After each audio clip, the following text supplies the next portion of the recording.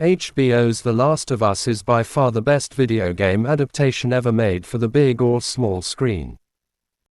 Still, that statement undersells just how good this post-apocalyptic tale of desperation, perseverance and zombies is as a TV show, albeit one that existing fans will recognize as closely. At times shot for shot and line for line, linked to its Naughty Dog source material. The best thing I can say about The Last of Us is that as often as it made me think of The Walking Dead, it more frequently reminded me of the weary humanism of Station 11. And even of the central relationship in Charlotte Wells' acclaimed 2022 feature Aftersun, an otherwise very different story of a father and daughter learning to communicate in an alien world. Adapted by Craig Mazin with game creator Neil Druckmann. The Last of Us begins with a 1960s TV panel show warning about the dangers of a global fungal infection before jumping to 2003 Texas, where everything seems normal for contractor Joel and his daughter Sarah. Then, in almost no time, news reports go from unrest in Jakarta to panic in the streets to airplanes falling from the sky. 20 years later, the cordyceps infection has nearly wiped out humanity, leaving survivors contained to a few urban quarantine zones. Joel has become something of an outlaw, smuggling with partner Tess and looking out mostly for himself. That's when the leader of a resistance movement introduces him to obstinate 14-year-old Ellie. Ellie is unique. She has sustained a bite from one of the infected, who still roam the earth in myriad forms, but she didn't turn. Her immunity could offer hope for humanity, but only if Joel and Tess can get her to a facility across the country. The pilot, also directed by Mazin, isn't bad, but it's too familiar feeling to sustain its 81-minute runtime. Since the world went into waves of pandemic lockdown in spring 2020, there has been a steady stream of pandemic-set TV shows, most driven by similar intros to a dystopic new normal. The second episode, with Druckmann taking directing reins, shifts the series into gear with the introduction of the Ellie-Joel relationship that isn't just the show's heart, it's the show. The gruff, reluctant protector spunky, last hope for humanity child dynamic is as familiar as anything in the pilot. But it's rarely been captured as lovingly and lovably as it is here by Pascal and especially Ramsey. Pascal expertly embodies the exasperation and growing affection that Joel feels, but it's Ramsey who overcomes an inconsistent American accent and makes Ellie wise but not too wise. Fearless but not too fearless, funny but not annoyingly funny. That second episode also brings us our first meaningful exposure to the infected, the series' version of zombies. Achieved by the VFX team led by Alex Wang and the makeup department headed by Connie Parker, the creatures come bedecked in body-replacing florid blooms, and they're properly gross and nightmarish. The third installment elevates The Last of Us from a horror to something pretty special. The rare 75-minute TV episode that didn't cause me to look at my watch. It's an undead-free portrait of an unexpected and heartbreaking relationship between survivors, Nick Offerman and Murray Bartlett.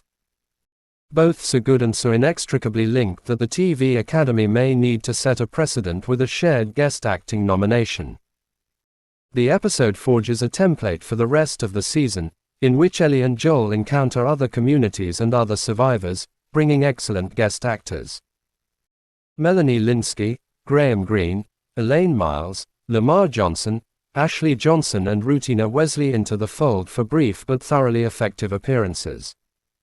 Perhaps best of all is Storm Reed, who appears in the highly emotional 7th episode.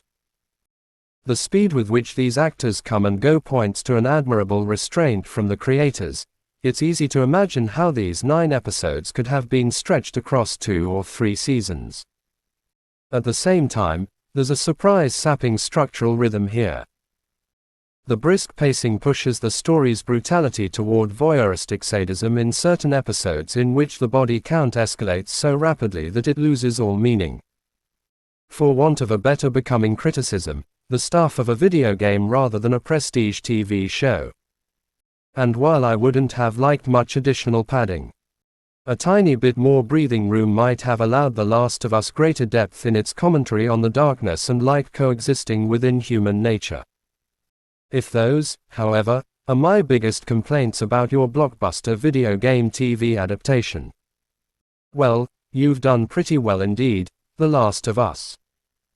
For decades, computer games have borrowed the narrative dynamics and visual grammar of film and TV thrillers. This series returns the favor. Initially, it feels like a slow burn. We're introduced to Joel and his daughter Sarah as they muddle through their fraught but essentially functional domestic life. Then things go haywire, thanks to a rapidly spreading fungal infection. When teenager Ellie enters the scene, it leads to a genuinely thrilling escape sequence which feels like an intense first-person shooter game.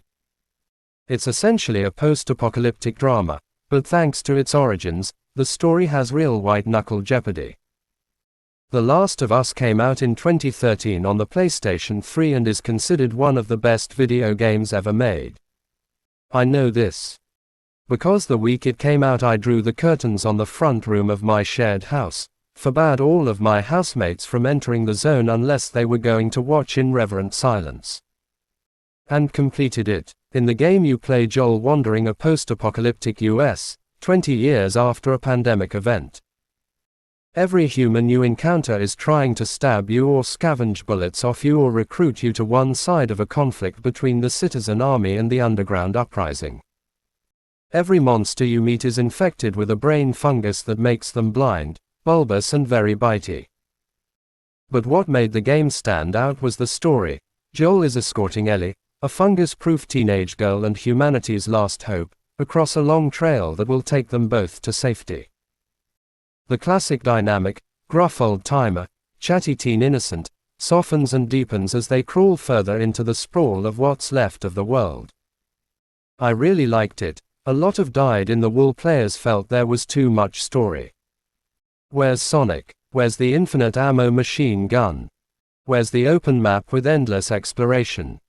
So HBO has decided to remake it as a TV series, cutting all traces of the video game out of the story and finally letting those who have an Xbox experience it for themselves.